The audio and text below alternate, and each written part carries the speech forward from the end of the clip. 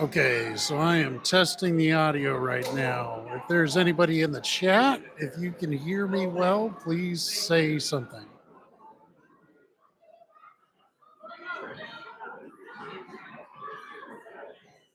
Checking 1, 2, checking 1, 2.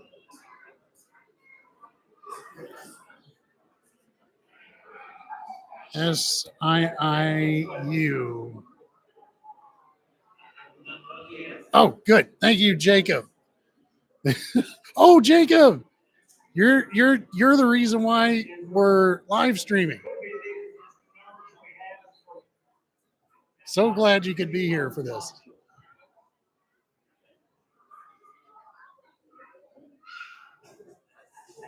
By the way, the next time you come here, we got to find out. I didn't notice it until after you left, but your last name is Sappington. And we've had well, I can't say lifelong, but since college, which feels like a lifetime ago, very good friends with the last name Sappington, and they live out in Missouri. I'm just wondering if there's a relation there, spelled exactly the same.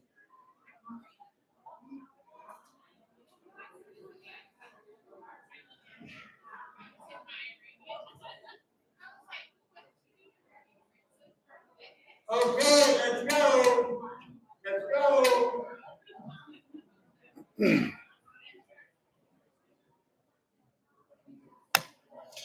And for those of you that are just joining us with the myriad of streaming issues I had, I apologize. It was a little disjointed the first time around, but I think the second time around will be a little bit more on point.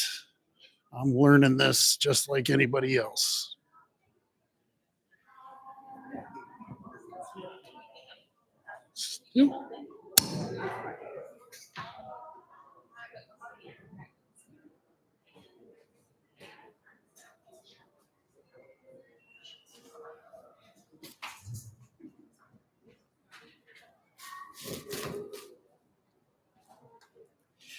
Okay.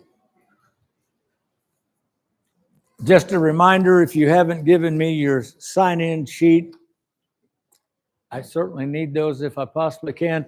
I will create, put them all on a list, and every week when we start, I'm going to call your name, not because it's taking roll in school. That's the only way I begin to get your name and face again and again and again and again. So I will do that, and just giving you a heads up. So that's what I'm going to make most use out of those. Okay, page 19, page 20. Let our search begin. Christianity is going to begin with 5 major centers of Christianity. I've got a wonderful map on the back side, but I don't have it on this side, so I'm going to have to do my best to just try to create some kind of, no, this is okay. Christianity begins in Jerusalem. It's going to spread outward from Jerusalem to the major cities in the Roman Empire. It's going to spread, first of all, to the synagogues, to Jews, and then the Jews that believed, along with the Gentile believers who had associated themselves with the synagogues known as the God-fearers.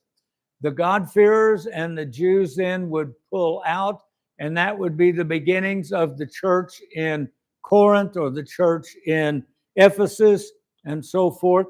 But the major cities inside the Roman Empire then are going to be Rome. You're going to have here, this would be Constantinople here, eventually Constantinople. You're going to have Antioch here, Jerusalem, and you're going to have Alexandria down here in Egypt. It's an easy memory device with your left hand. If you put your left hand on that egg of the Mediterranean world, Rome, Constantinople, Antioch, Jerusalem, and down there in Africa is Alexandria. So it's a wonderful way to pass an exam if you ever needed to. And if you don't cheat, you don't put an R here and a C in it. You wouldn't do that anyway, I know. So Christianity is going to spread outward geographically. And as it does so, it initiated and used a system of administration coming from the apostles, known as bishops. Bishops were administrators over a certain geographical area. They oversaw the spread of Christianity to the little cities outside the big cities. They helped see instruction was given. Clergy were ordained. If there was a problem in a church, they were there to help in some discipline and corrective measures that might be done. All bishops are equal. You might think of bishops kind of like the governor of a state, so that all the governors of all 50 governors of the United States are equal. And the governor of Oklahoma doesn't get to tell the governor of Kansas or Texas how to do things in their state, and vice versa. So every bishop then is equal to the others, and they administratively oversee a geographical area and so forth. From time to time in a region,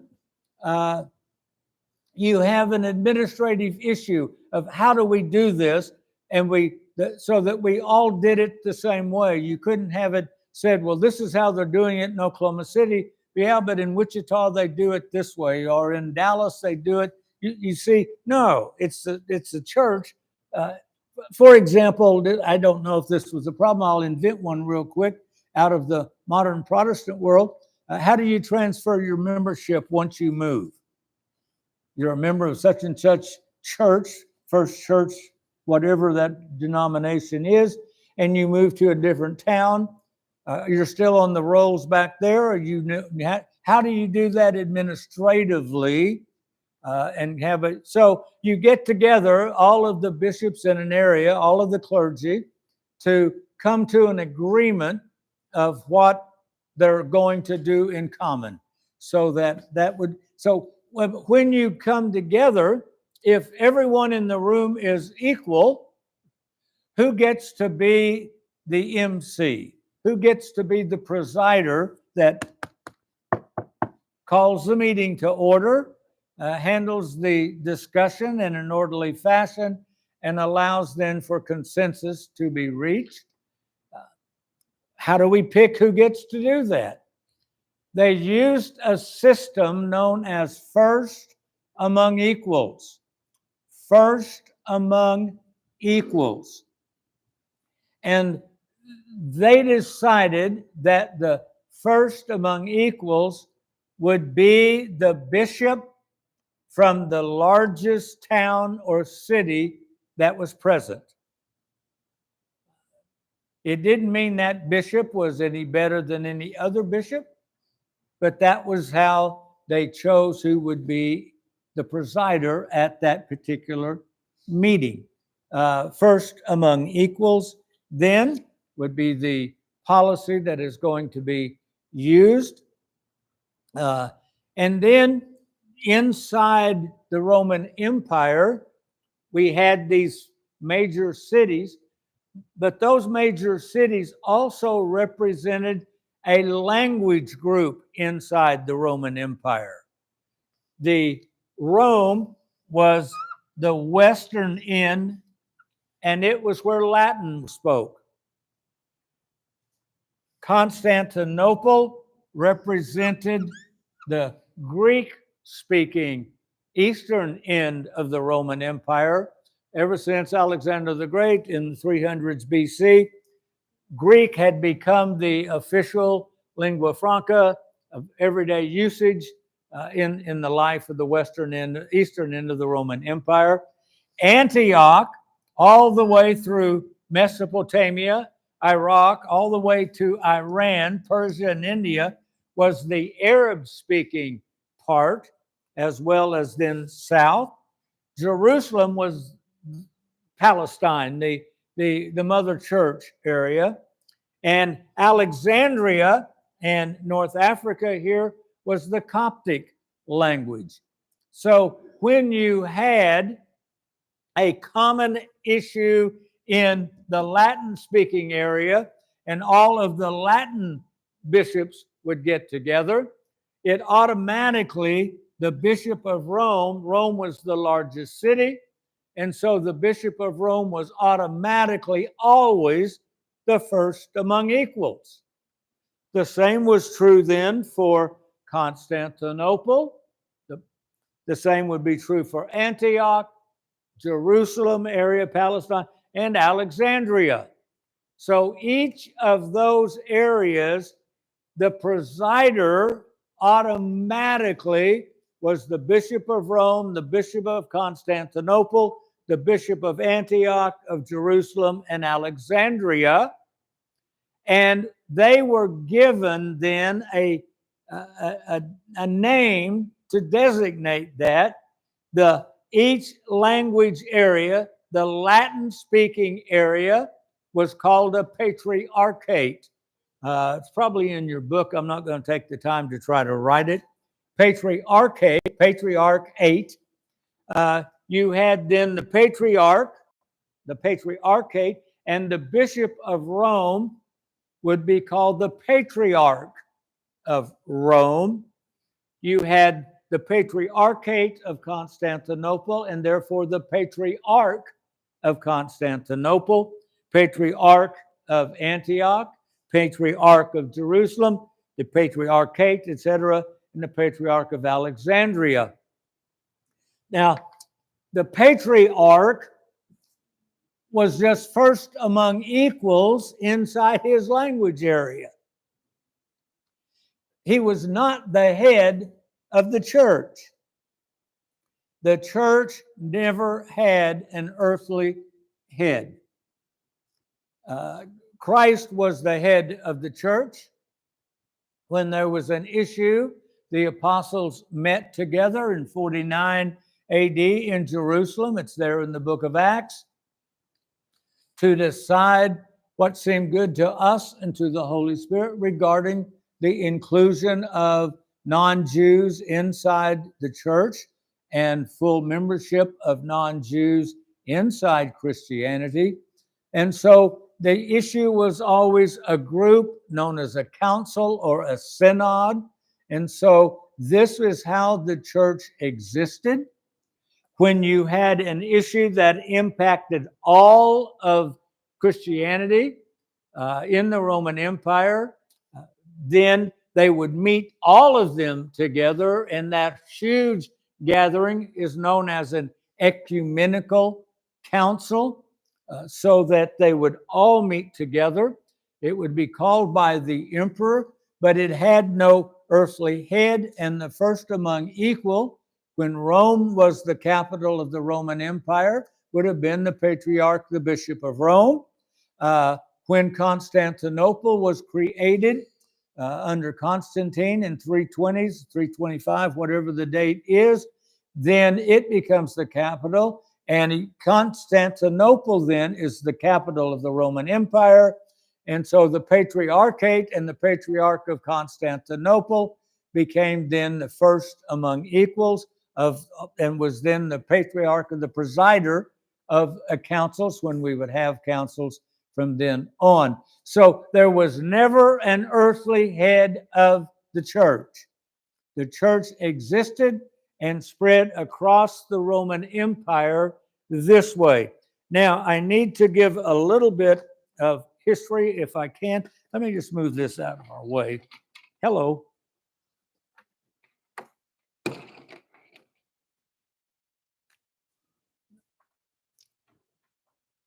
In beginning with Constantine, the emperor, in 300, and I'm just going to say, let me just round it off to 300.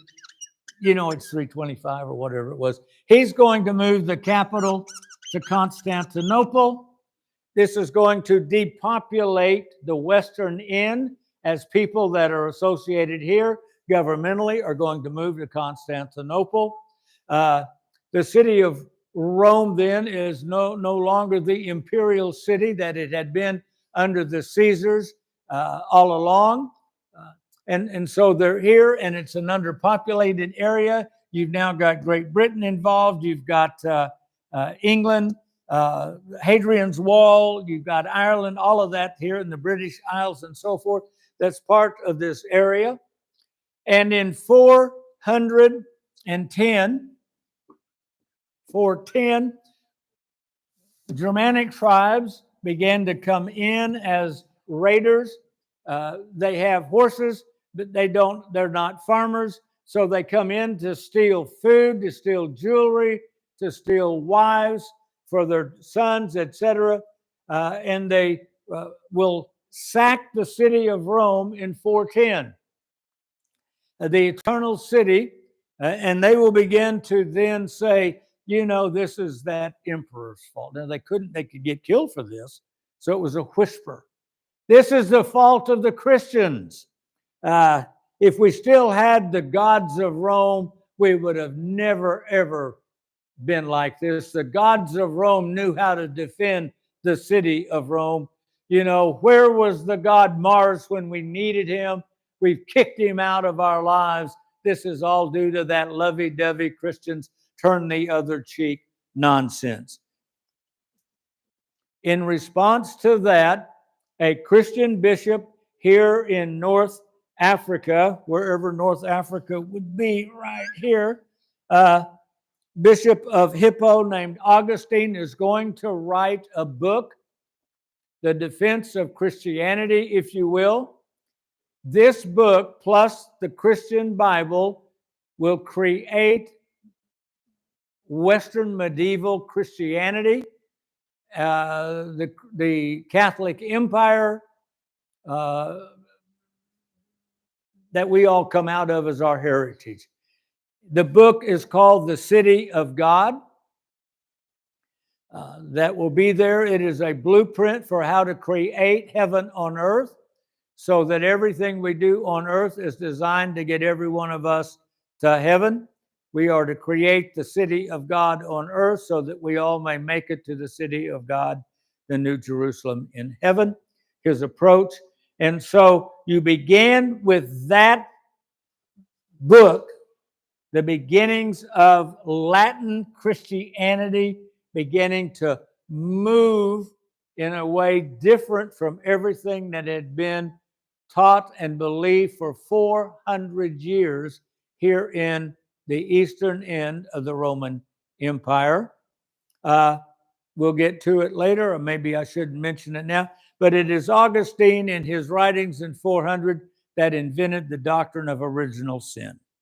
It didn't exist anywhere until Augustine in 400. So there's something happening for 400 years before we start having this issue here with the city of Rome.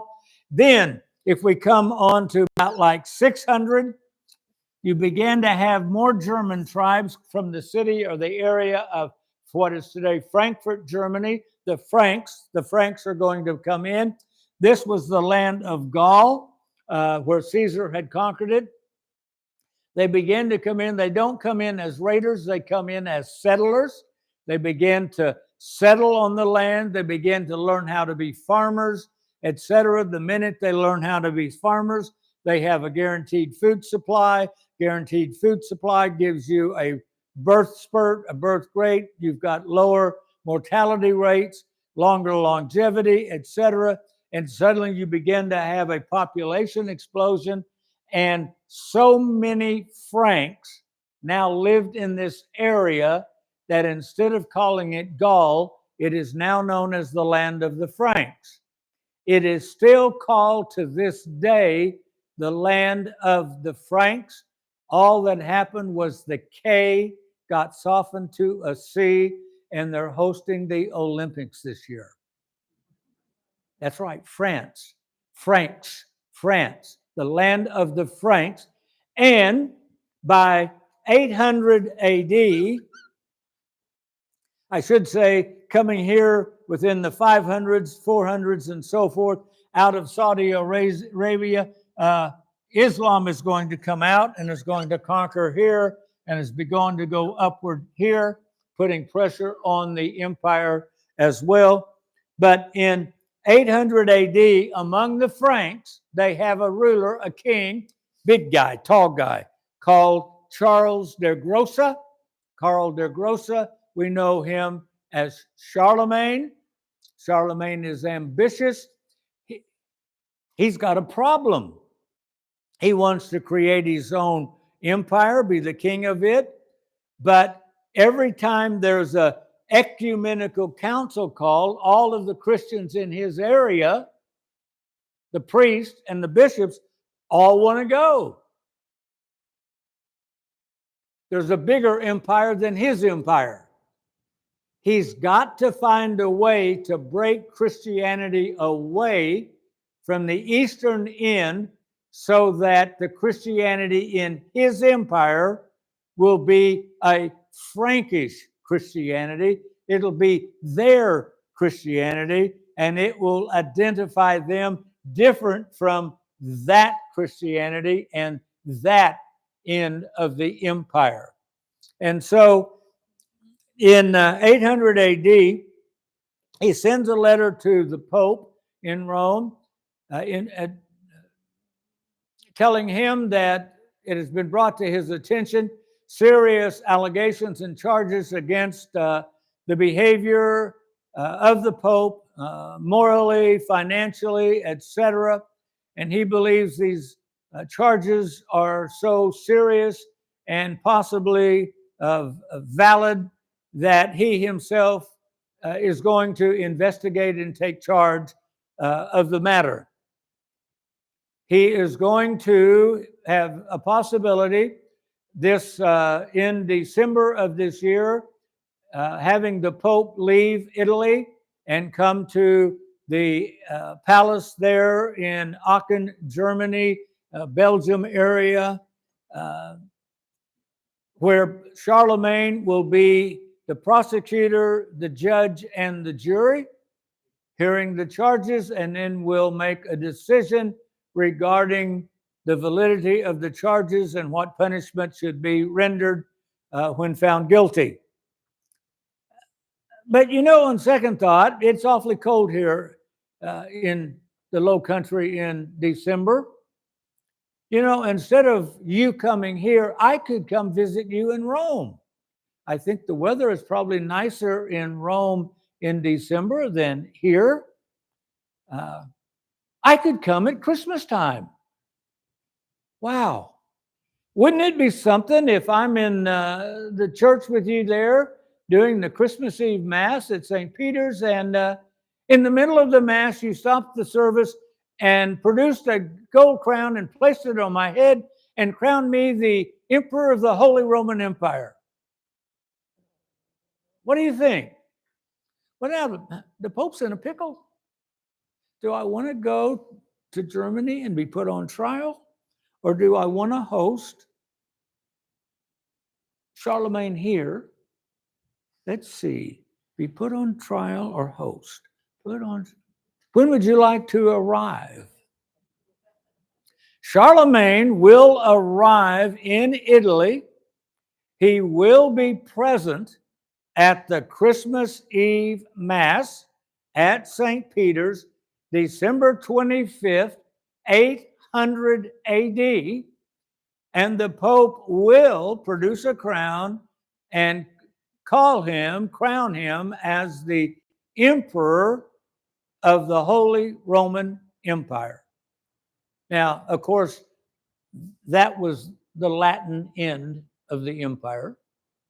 It didn't have anything to do with Africa anymore. That's been gone. Spain has already been captured by Islam as well. You saw the movie El Cid, maybe?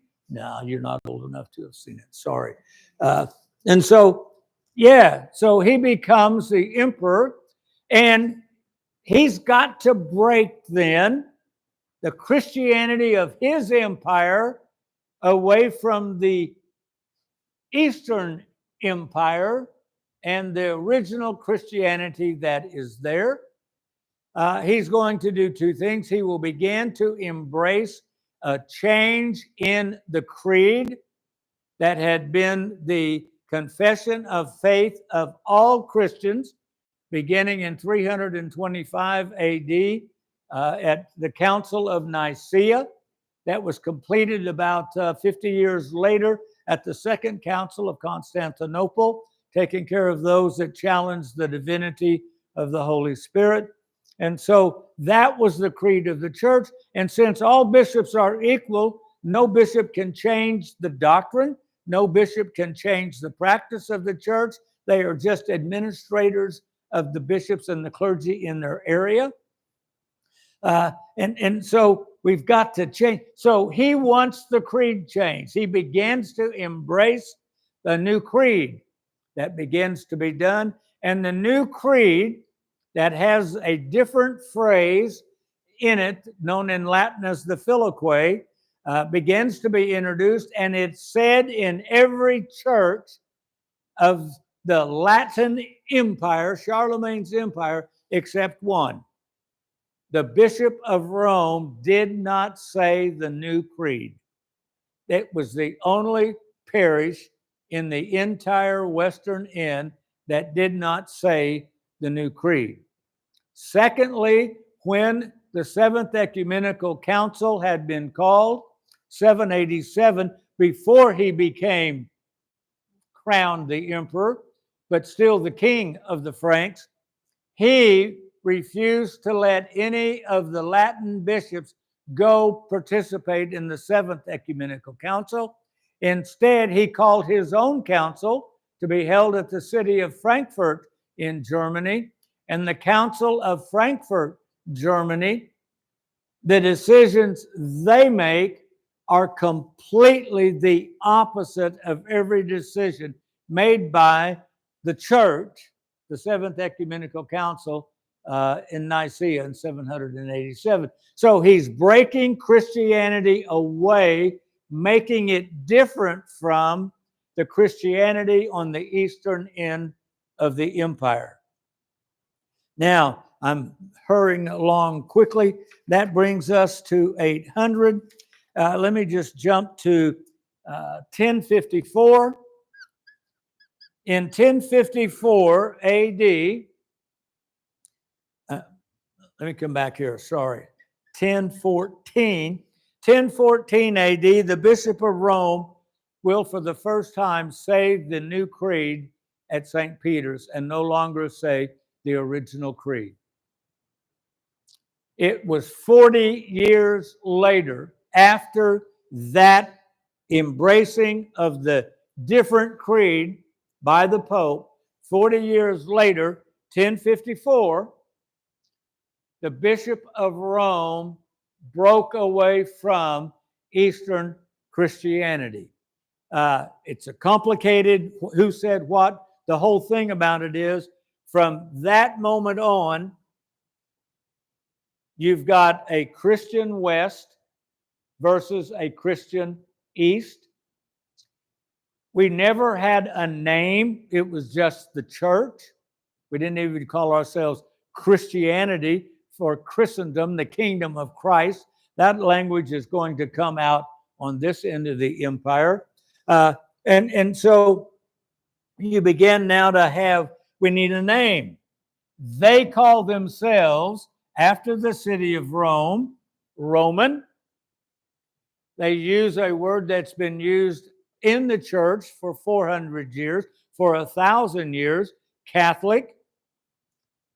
So they call themselves the Roman Catholic Church. This becomes Catholic. They use a different definition and understanding of the word Catholic than we do, because for 1,000 years we've always used the phrase the Orthodox Catholic Church here. So we'll get into that later, maybe. Catholic. So in 1054, we have the Roman Catholic Church. There had always been a church in the city of Rome from the days of the apostles, of course, but it was part of the whole. Now, for the first time, there's two different versions, official versions of Christianity in the Mediterranean world. There is the Catholic. It is in the Western end, so it's Western Christianity, and it's Latin, so it's Latin Christianity. Those on the other end, what's the label? They needed a name, a word. They're going to be called Orthodox.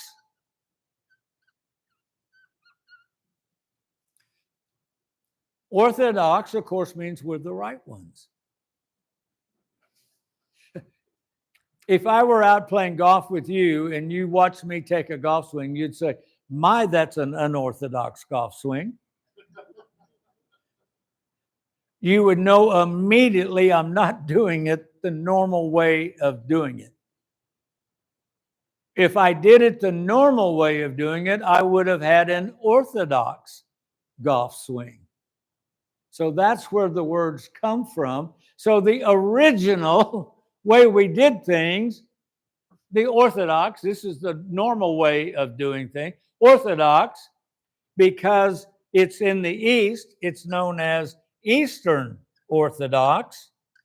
And because Greek was the language, official language of business and education, it's known as Greek Orthodox. And so that's where the labels come from, and so forth. Now, I've got to hurry. My goodness, I've got to hurry. So, 1054. Beginning then in 1100, from 1100 to 1300, we have the period known as the Crusades. The Crusades represent the Christian West attacking the Christian East. Ostensibly, the Crusades are to then liberate Jerusalem and Antioch from the Muslims that have conquered the area. They have conquered Alexandria. All of this has fallen, what, in the 500s, 600s, something like this. And so they're coming, they get the first crusade together. They will eventually liberate Jerusalem. In the account of the Crusaders, they talk about the slaughtering of the people in Jerusalem and the blood running as high as the bridles on the horses. They did not liberate the land for the Christians. They slaughtered the Christians of the East, men, women, and children, right along with the Muslims, so that from that moment on, the Christians of the East stood side by side and fought against the Crusaders from the West. It was a Christian West attacking the Christian East. We've just about eliminated out of our academic system any information about the Crusades. I checked a college textbook several years ago when I taught humanities, and it had a small paragraph that essentially said, nothing of any consequence happened after the first three Crusades. End of subject, went to a different subject. So just, it was there. Well, since nothing of any consequence happened after the first three, may I tell you about the fourth one? Fourth Crusade, 1204. 1204, can I put it up here so you can see it all the way at the back? Fourth Crusade, they're going to leave, wow, what a map. They're going to leave Venice, and they're going to come down here to Alexandria. They're going to make a landing of an army, so they're going to approach Jerusalem from the south rather than from Antioch and the north as they had done previously. That's the mission. That's what they're recruiting people for. Halfway there, they decide there's no money in it. We gotta pay for this, and you gotta rape and pillage wherever we go. And it's going to be Alexandria at the start, and nothing at the end. So halfway there, they do a 90-degree left turn and sail to Constantinople. There's not a Muslim army within 100 miles of Constantinople.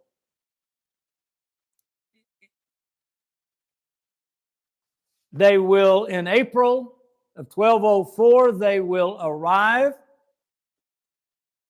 They will engage in an attack on the city, eventually scaling the walls, entering Constantinople. They will literally rape the city with women on the altars. They're going to burn the buildings. They're going to steal all the gold from the churches and the chalices. They're going to take the silver. They're going to take all of the books, the libraries that they can haul. They're going to take all of the art, all of the sculptures, the giant horses that are there in Constantinople, and they're going to take them back to Venice.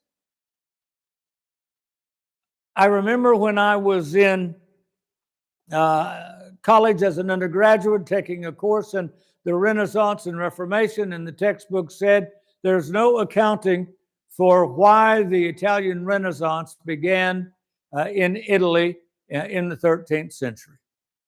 There's no accounting for the Renaissance beginning in the 13th century because we said nothing happened after the first three Crusades. It was all the stolen loot from Constantinople arriving in Venice in 1204 that financed the Renaissance. It was the gold and the silver they brought. It was the books that brought the rebirth of learning and education to the West. It was the art that inspired art to be reborn and birthed in Italy, and the Renaissance began to take place. As the Crusaders came back from Constantinople, they brought the artisans, the artists, they brought the scholars with them, who then began to teach how to do the art that's going to do it. They began to translate then the massive libraries and the books of antiquity, Plato, Aristotle, Euripides, Aeschylus, all of those that survived any of the fires. They translated them into Latin, and you begin to have the rebirth of education and learning here. The result of all of that is that after 1204 in particular, Western Christianity becomes a Latin civilization. And in the academic system, nothing happened east of Italy after 1054. No, we had the Crusades. Nothing happened after 1204. And we don't even talk about 1204, so I guess they could say it ended earlier. In other words, we don't know what happened east of Italy in our academic system, in our school system. We know what happened next. We know that after 1204, they brought Aristotle back. That's going to give us Thomas Aquinas' Catholic theology. That's going to throw out Augustine. You got a German monk, 1500, an Augustinian monk who can quote Augustine frontwards and backwards. He's angry that Augustine is being besmirched by this newfangled Thomistic theology in the Catholic Church. And so he writes 95 things. Let's debate all of the things that's wrong with this. The 95 Theses, tacks them on the door, the legend goes. And Martin Luther starts a protest movement against all of the Renaissance and Reformation, the new theology that is here. They were called the Protestants. They were protesting the changes that were taking place in the city of Rome and in Catholicism. During the Vietnam War, we called them protesters. They were called Protestants back then. We call a Protestant today a Protestant. So Protestant Christianity that will begin with Martin Luther in 1500 is the original Augustine theology of the Catholic Church. Hello? And then he's going to break from the new Catholic theology based on Thomas Aquinas, That's the Catholic theology to this very day. So Western Christianity is two sides of the same coin. It's got an Augustinian side and it's got a Thomas Aquinas Thomistic side. They didn't replace all of Augustine, and so original sin is part of both. It's two sides. So someone will say, well, is the Orthodox Church more like the Catholics? We were going to say, well, we're liturgical and they're liturgical, but for as far as we're concerned, Catholicism and Protestantism have more in common than either one of them have with us. Boy, that's a shock, isn't it? So I didn't know I was a good Catholic. I thought I was a good Protestant. It's interesting. I know. So what happened east? In the West, you've got Martin Luther. You've got then Henry VIII, good Catholic king, good Catholic country. He needs a divorce. He tries to get the Pope to give him an annulment. The Pope is needing, Henry's married to the daughter or the sister of the King of Spain. The King of Spain is sending an army to help the Pope put down a riot somewhere. The Pope cannot risk getting the King of Spain mad at him. So he tells Henry, I can't do it.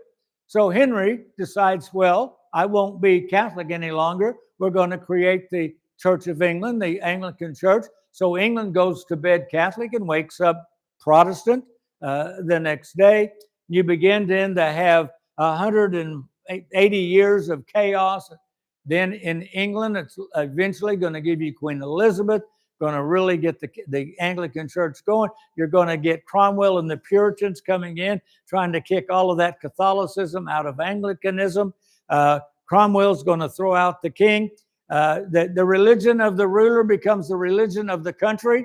So they're trying to assassinate Elizabeth so they can bring in a Catholic queen and then she'll make them all Catholic again. Boy, what a mess. And out of that entire mess and the glorious revolution of 1688, in the middle of all of that, some of those English guys sailed across the Atlantic in 1607, founded Jamestown. And we're here now, part of the story coming out of the chaos in England that's not going to, it's going to last till 1688. And they finally get a new parliament and a constitutional monarchy and all of that. And so the Puritans are going to come over here. They're going to be in Massachusetts. They're going to try to build their city set on a hill. They said, God sent us here to build the perfect kingdom to show the rest of the world how to do it. We know that stuff. And we know then that out of whatever religious background we're part of, the Baptists have their history inside of all. Yes, they do, all the way back to Zwingli in Switzerland in the 1500s. You got the Methodists then, John Wesley, who was an Anglican over here, etc. So we can trace our roots back here into the beginning of Protestantism and Catholicism. We haven't got a clue what happened east of Italy.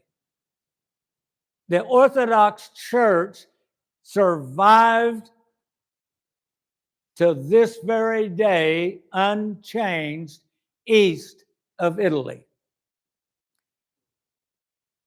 At the end of World War I, the defeat of Germany, the Austrian-Hungary Empire, the Ottoman Turkish Muslim Empire was associated and allied with them. With their defeat, the Ottoman Turkish Empire defeat, the Christians of the Middle East, in what is today Turkey, the liberation of Greece had already been fighting the Turks in that whole process. They bailed out of the Middle East by the millions. They're going to come to North America, Canada, the United States, South America, I believe Argentina and Chile. They're going to be coming to, I know I've got to hurry, golly. And in the group of all of those coming, a group from a little bitty village in southern Lebanon named Jadeda in the area of Marjajun arrived in Oklahoma City in 1920. They wanted to have their own church. They sent a letter to their bishop back in Syria, because you just don't start an Orthodox church. You don't just do that. It takes permission from the bishop. And they asked if they could become a church, and if so, would he send their priest, their village priest, from Jeddah to Oklahoma City to be their priest here. The bishop did. He arrived in October of 1920, and they founded St. Elijah Orthodox Church. We have been here in Oklahoma City over 100 years now, I guess 104 years that we have been here. We are the same church that has existed east of Italy for 2,000 years. That's where you are tonight. That's how we got here. This is how we fit into the larger picture of Christianity historically. What we're going to do in the next weeks is begin to discover what this church is, what it believes, how it does what it does, as we continue looking to see if we can find the church that Jesus built. God bless you for being here tonight. Thank you for coming. I won't always push us quite so late every time, I promise you, but I did tonight. Forgive me. We'll do it again next week. Thanks.